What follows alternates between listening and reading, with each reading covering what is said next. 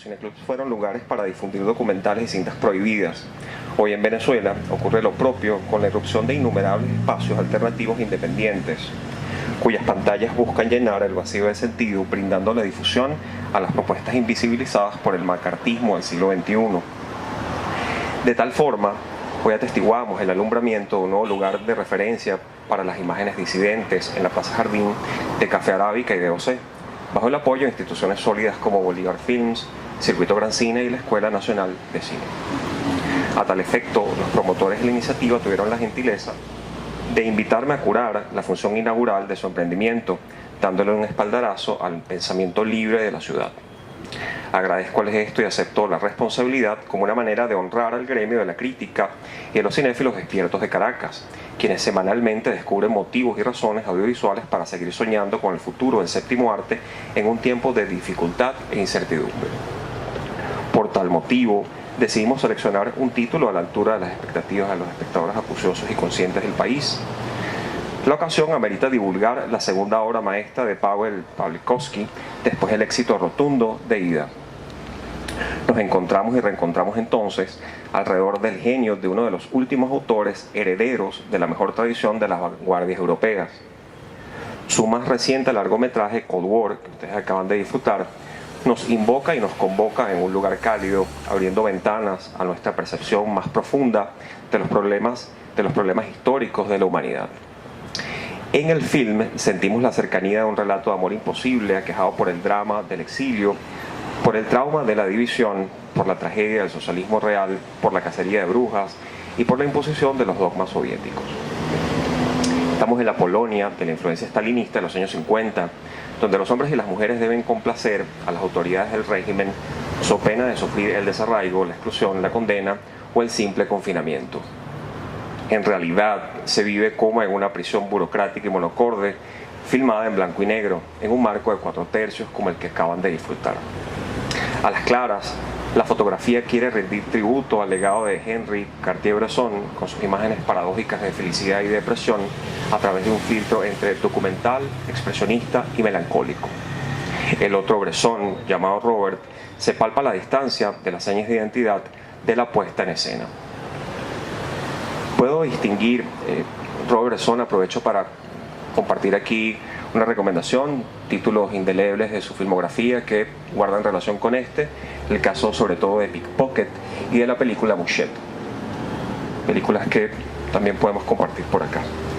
Puedo distinguir además deudas con el minimalismo de Béla Tarr, el cineasta húngaro, cineasta de películas magníficas como El caballo de Turín o de Satan Tango. Por cierto, Béla Tarr trabajó con el director Laszlo Nemes, que fue el realizador de la película El hijo de Saúl, ganadora del premio de la Academia, que tuvimos ocasión de ver en Venezuela. De forma que es un todoterreno, un cineasta ya retirado, pero que marca influencia para este director que acabamos ahorita de disfrutar. Así que puedo distinguir deudas con el minimalismo de Béla Tarr y la creación atmosférica de los eclipses de Antonioni, revisitando la obra de los grandes de la Escuela de Varsovia, desde el humor negro y el clima opresivo de Polanski hasta la contundencia de las denuncias de Andrzej Wajda. Los encuadres con aire sobre las cabezas de los actores parecen adaptar el perfil bidimensional de las pinturas de Diego Velázquez, mirándonos e interpelándonos al romper la cuarta pared. Estuve buscando muchas referencias para entender cuál era el origen de esta estética y él se remite siempre, habla siempre en las entrevistas de sus influencias pictóricas. Por ejemplo, cuando estamos revisando los cuadros de Velázquez nos damos cuenta en Las Meninas la manera que tiene el autor de esa pintura de trabajar el espacio, de ubicar a los personajes en un contexto, y ya voy a hablar un poco de otra relación que hay entre esa pintura velazquiana, la filmografía de este autor y otras referencias más cercanas a el vanguardismo soviético, pero desde un punto de vista deconstructivo. Lo cierto es que, de igual modo, la composición geométrica entraña una introspección y una revisión cuestionadora de las escalas de Sergei Eisenstein. Acuérdense de las películas de Eisenstein, la forma que él tenía de componer, que lo vemos acá refrendado, pero lo interesante es que no es la típica versión soviet de la época de películas como Acorazado Potemkin, sino es una versión distinta. Es la versión crítica de esos encuadres, de esos planos de grandes masas, alusivos a la filmografía de Sergei Eisenstein Mikhailovich. Los personajes siempre aparecen ahogados por el entorno de la arquitectura funcionalista, a merced del acecho de la multitud, tal como andar hoy en día en un vagón de metro. En la Polonia comunista, como en la Caracas del 2018, la promiscuidad de la masa se explota para asfixiar e impedir el desarrollo de la voluntad individual. Nótese el absurdo kafkiano de los protagonistas de la pieza, generalmente importunados por una espía de ocasión. Si recuerdan, siempre aparecía un figurín que estaba molestándolos, ¿no? El gran hermano, por tanto, te vigila y lo usa como un funcionario de corbata, camisa y sonrisa forzada, tirando a hipócrita. El director, por tanto, rodea una especie de precuela de Ida, situada en el mismo contexto de enfrentamiento de bloques y de férreo control de las identidades. Ida transcurría en la década del 60, acompañando el devenir incierto de dos mujeres de generaciones diferentes, dos víctimas de la intolerancia ideológica del sistema marxista.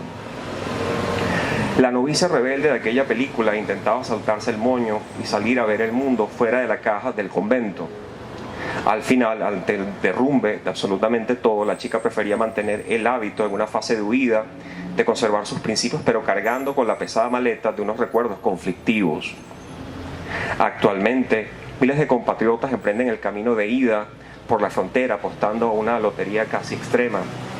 Con suerte llegarán a su destino tras elaborar el duelo, el luto. El comunismo lleva a tomar rutas desesperadas y suicidas, como lanzarse al mar en una balsa o caminar descalzos por páramos a temperaturas inclementes. Al mismo tiempo, Cold War desnuda el artificio del kitsch y de la politización de la estética a cargo de los fiscales y de los comisarios del Ministerio Público. Recordando esto, por supuesto, a la famosa novela de Kundera, La insoportable levedad del ser, en donde él manifiesta su teoría sobre el kitsch, que él dice que el kitsch, en la época del realismo soviet, servía específicamente como una tapadera, como una pantalla espesa para ocultar la realidad. En su caso, él decía para ocultar la sangre de los que protestaban. Acá.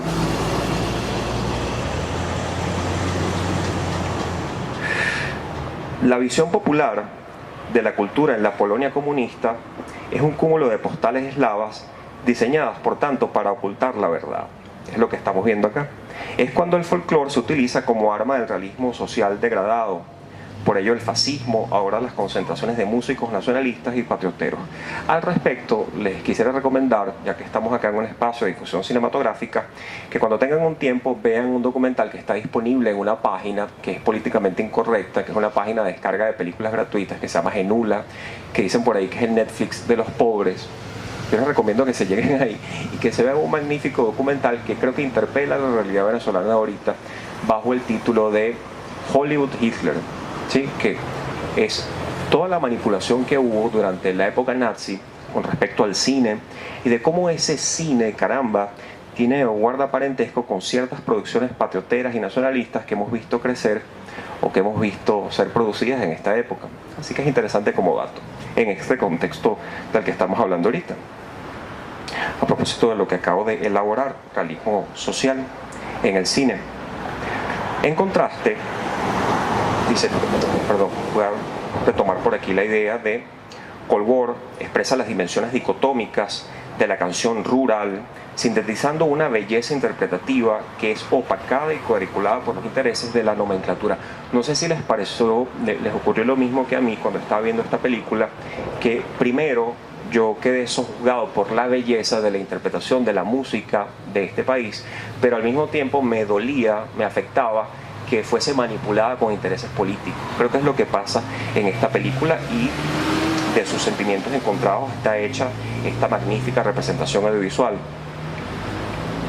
En contraste, los protagonistas escapan de los predios de la cultura del Estado, refugiándose en el baile, la fiesta de la noche bohemia y la experimentación del jazz, todas vibras y costumbres reprobadas en comunismo. La nostalgia invade a los personajes conduciéndolos de un lado a otro de la tensión de bloques. Pasan por París, Berlín y Yugoslavia. Se separan y reconcilian en una ajustada construcción dramática.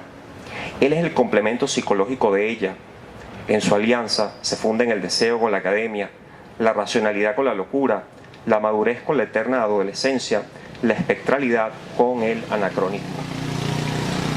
Ambos cuentan la historia de la familia de Paweł Pawlikowski, el director de la película. Resulta muy sintomático que ellos se sientan exiliados en todas partes, hasta en su propia tierra. Su deambular fantasmagórico por Europa evidencia una insatisfacción y un malestar general de cara al paisaje binario maniqueo de la Guerra Fría. Posiblemente sea el ánimo de muchos de nosotros cuando no nos identificamos con las propuestas de tirios y troyanos. De repente, la vida es comprender que nuestras afinidades, que nuestros afectos y que nuestras raíces son más importantes que los choques de bandos y que las circunstancias adversas de cada época. Luego de errar, los protagonistas de Cold War vuelven a una iglesia destruida y unen sus lazos en un ritual de pura fe. Así la poesía de Tarkovsky, cineasta magnífico que es otro referente para este film, así la poesía de Tarkovsky regresa para vencer al estalinismo. A pesar de la distopía, celebremos y honremos el milagro de estar hoy aquí juntos en resistencia. Yo me alegro muchísimo que Polonia haya superado su pasado trágico y que sea una nación moderna que puede revisar su historia sin censura. Es lo que deseo para el futuro de mi país. Muchas gracias.